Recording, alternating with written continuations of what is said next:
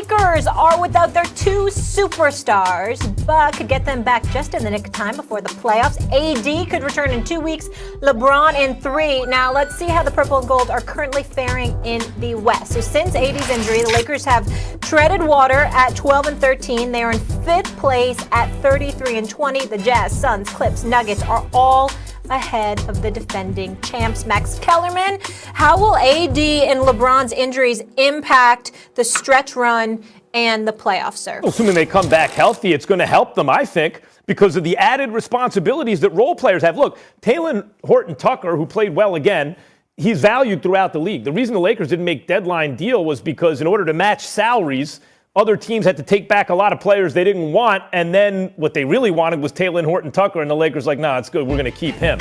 So he's seen more kind of dimensions to his game. He's been able to display them and to work on them than he ordinarily would have to were LeBron and AD playing.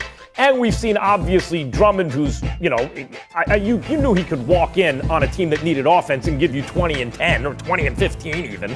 And the role players just generally are able to show extra dimensions to their game. So if called upon in the moment of truth, they should be more comfortable doing that. I think that certainly helps the Lakers. And then there's the rest that LeBron is getting right now. Not to mention AD, but LeBron in particular. When does this man ever have an off season? He's in the finals every year. So, while other players get to go on vacation, LeBron has more intensity. Every minute is not created equal. The minutes you play at the end of a long season in a high-pressured situation is going to be more taxing, more draining. And this man does that every year for a million years now. Now he gets a nice, long rest. And finally, Stephen A., I'll say, when you look at the standings in the West, even if the Lakers were the 10th seed, and they've been treading water, they've been just about 500 since LeBron went down, meaning no LeBron, no AD, they're winning just about as much as they're losing. But even if they're the 10th seed, you think they're going to lose a play-in game or tournament when they have LeBron and AD to the 9 or 8 seed in the West? No, that ain't going to happen. And then, now they have a tougher schedule. Well, they lose a home game in the playoffs if someone can take them 7 games. But you're going to have to beat a bunch of nasty teams to begin with. Who do you want first? Does it really matter? You got the Mavs, the Blazers, the Nuggets, Clippers, Suns, Jazz. They're all tough. You're going to have to play at least 2 of them, if not 3, to get out of the West. I think in the long run, provided they're healthy, this actually helps the Lakers.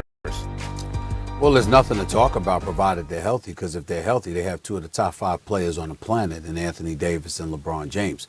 I am not concerned at all about LeBron James. And he is the one player in this league that, you know what, take as much time as you need. I have nothing to say.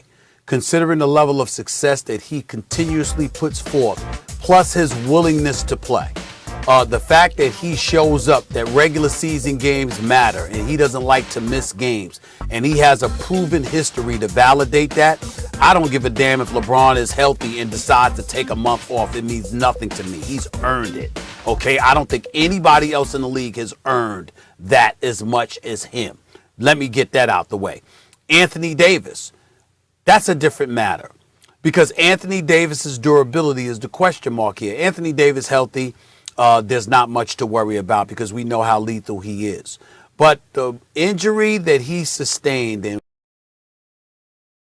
the way he grabbed his leg and how eerily similar it looked to Kevin Durant with his calf and what have you. That's what has me worried about Anthony Davis. They say he's going to come back. I'm almost of the mindset that I'll believe it when I see it. And not only that, remember, the word is out. They're going to get physical with him. And there are teams in the Western Conference in position to get physical with him, especially Denver. When you think about the pickup of Aaron Gordon, and obviously with the Joker, with Jamal Murray and Barton to be back this year. He is back, but I'm saying he wasn't in the bubble play last year.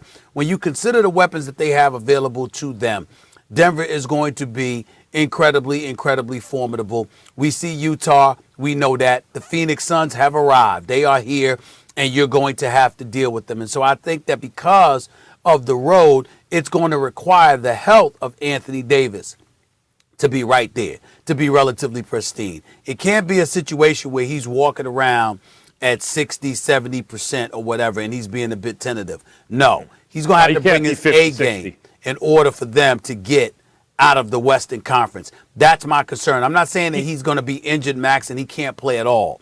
My concern is that I think that he needs to be better than 75% in order for the Lakers to get out of the Western Conference. And that's my concern.